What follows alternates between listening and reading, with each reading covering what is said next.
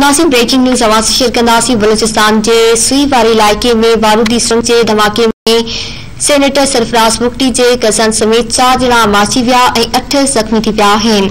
Senator Sarfaraz मुफ्ती धमाके की तस्दीक़ कंदे चयो आहे त धमाके में कलदम तनज़ीम मुलविस आहे।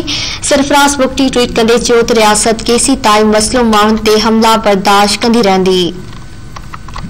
ब्रेकिंग न्यूज़ आवाज़ से शेयर कई पिया। बलूचिस्तान के सुई वारे इलाइक़े में बारूदी सुरंग के धमाके में सेनेटर सरफराज मुफ्ती के कज़न समेत 4 ॼणा मारिजी विया आहिनि ऐं 8 ॼणा ज़ख़्मी थी विया आहिनि।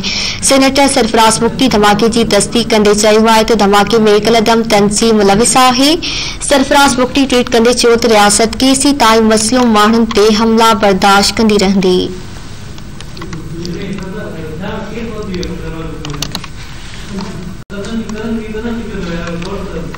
अवां खे आगाह कई पिया। बलूचिस्तान के सुई वारे इलाइक़े में बारूदी सुरंग के धमाके में सेनेटर सरफराज मुफ्ती के कज़न समेत 4 ॼणा मारिजी विया ऐं 8 ॼणा ज़ख़्मी थी विया आहिनि। सेनेटर सरफराज मुफ्ती धमाके की तस्दीक़ कंदे चयो आहे त धमाके में कलदम तनज़ीम मुलविस आहे। सरफराज मुफ्ती ट्वीट कंदे चयो त रियासत केसी ताईं मसइलो माण्हुनि ते हमला बर्दाश्त कंदी रहंदी।